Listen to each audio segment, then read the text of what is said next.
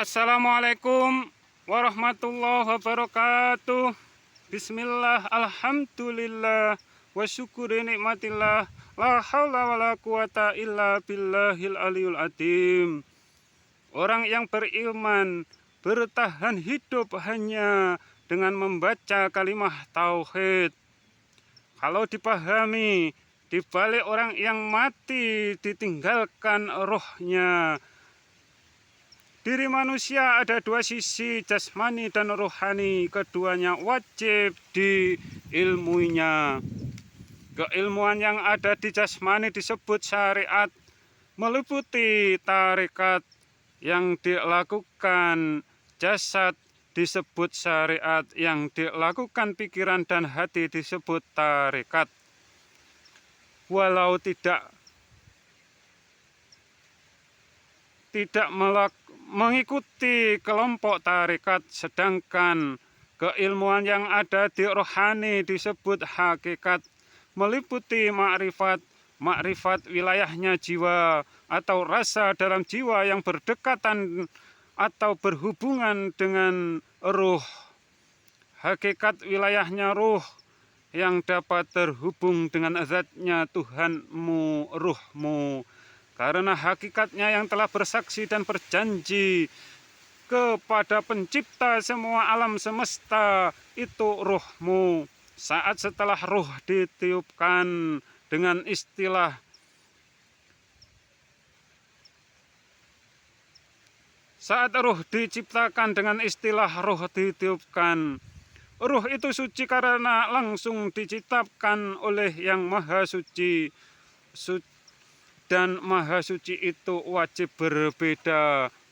Orang yang membaca kalimah tauhid akan tetapi tidak diilmui atau tidak diimani dengan benar dan tepat, bagaikan orang mati atau hanya seperti burung beo saja. Begitu juga yang imannya dipahami dengan pikirannya atau hatinya, karena yang dapat dipahami pikiran dan hati hanya sebatas makhluk saja, tidak lebih. Bahkan menimbulkan musyrik hati atau kekafirannya dirinya sendiri, atau yang disembah hanya berhala yang tersimpan di hati atau pikirannya sendiri, atau hanya memuja dirinya sendiri. Karena ingkar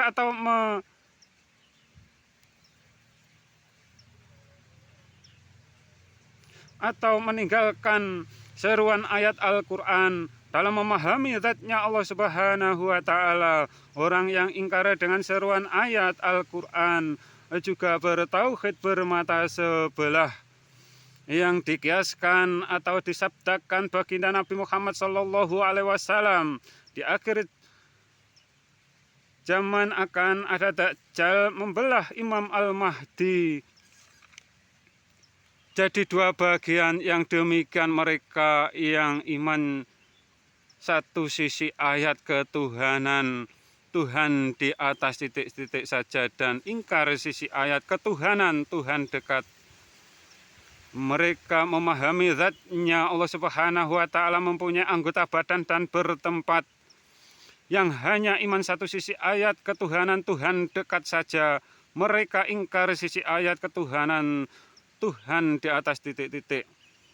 Yang seperti ini mereka beranggapan Tuhan membutuhkan tempat atau menyatu dengan dirinya, dan mengira dirinya lahir batin sama dengan zatnya Allah Subhanahu wa Ta'ala.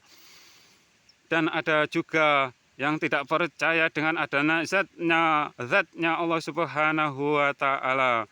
Ada juga yang mengira Allah Subhanahu wa Ta'ala setelahnya Nur Muhammad. Ada pula yang memahami Nur Muhammad, Nabi Muhammad, ruhnya dan zatnya Allah Subhanahu wa Ta'ala dipahami jadi satu kesatuan dalam dirinya sendiri. Yang demikian tentu tidak paham dengan yang disebut maha kekal.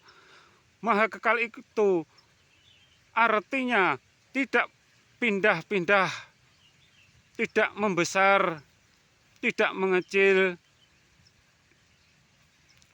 Di asma sifatnya 99 tidak ada atau tidak disebutkan maha dekat atau menyatu. Yang ada maha menyempitkan semua makhluknya. Begitu juga maha atas tidak disebutkan. Yang disebutkan maha tinggi, maha besar, maha luas, dan lain-lain. Dan dalam tahiyat, di dalam sholat, kita diajarkan menunjuk ke depan, tidak untuk menunjuk ke arah diri kita atau ke atas. Sedangkan seruan ayat dan dua sisi ayat, Tuhan di atas dan sisi ayat ketuhanan Tuhan dekat titik-titik, dan semua ayat di Al-Quran wajib diimani bila ada satu ayat yang diingkarinya disebut kafir. Sabda baginda Nabi Muhammad SAW di akhir zaman yang baca ayat suci Al-Quran tidak sampai ke kerongkongannya karena mereka ingkar dengan seruan ayat, atau dalam memahami zatnya Allah Subhanahu wa Ta'ala meninggalkan atau ingkar dengan seruan ayat. Jangan samakan, jangan sekutukan Tuhan dengan makhluknya. Orang yang imannya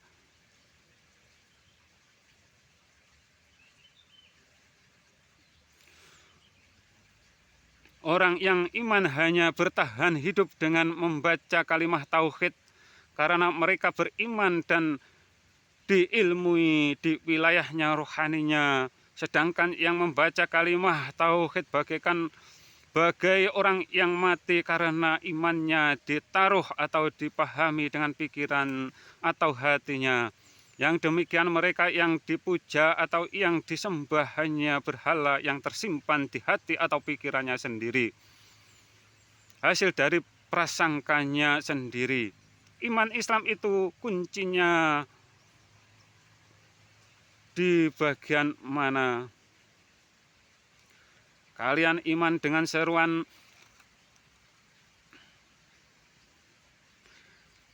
ayat Al-Quran. Bila kalian ingkar atau meninggalkan yang untuk memahami zatnya Allah Subhanahu wa Ta'ala, maka yang kalian sembah pasti makhluk atas prasangkamu sendiri, karena zatnya Allah Subhanahu wa Ta'ala wajib berbeda dengan semua makhluknya. Zatnya Allah, zatnya maupun sifatnya berbeda dengan zatnya makhluk. Sifatnya makhluknya atau sifatnya makhluknya. Kalian sembah berhala itu urusanmu sendiri dengan Tuhanmu yang telah meniupkan rohmu. Kalian dilahirkan ke muka bumi ini dibekali agama Islam saat setelah rohmu diciptakan dengan istilah ditiupkan. Iman Islam itu tidak dapat berjamaah. Iman Islam itu masing-masing syariat bisa berjamaah. Jadilah Ahlussunnah wal Jamaah secara keilmuannya tidak terputus karena berguru ke syaitan atau iblis. Rapatkan barisanmu, jangan ada celah yang ditempati syaitan atau iblis, atau jangan sampai di depan sopmu ada sop barisannya syaitan atau iblis yang sifatnya menyesatkan anak cucu Nabi Adam. Lakukan syariat agamamu di merahmu atau jasmanimu atau merahmu hatimu.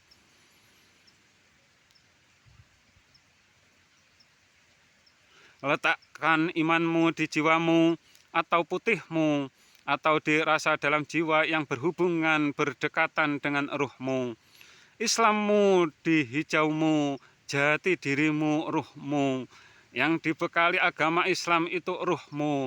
hakikatnya yang telah bersaksi dan berjanji itu ruhmu kepada Tuhanmu.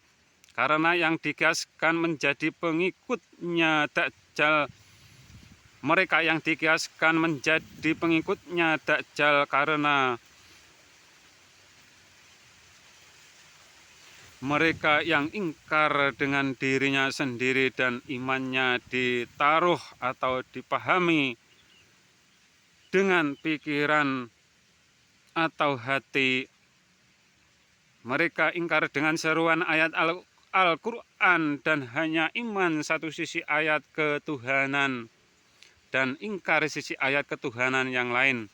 Yang demikian dalam kekafirannya dirinya sendiri atau yang disembah atau yang dipuja hanya berhala yang tersimpan rapi di dalam hati pikirannya sendiri. Zaman jahiliyah berhala dipatungkan, saat ini berhala tersimpan rapi di hati atau pikirannya sendiri. Yang menjadi pelaku atau pengikutnya Dajjal dalam istilah kiasnya tidak menyadari, bahkan mereka sering menganggap orang lain sesat hanya karena tidak mau mengikuti jalan mereka. Pengikut Dajjal pasti masuk surganya Dajjal tanpa hisab, yang dikisab bagi yang benar imannya karena menyekutukan zatnya Allah Subhanahu wa Ta'ala dengan makhluknya tidak ada ampunannya.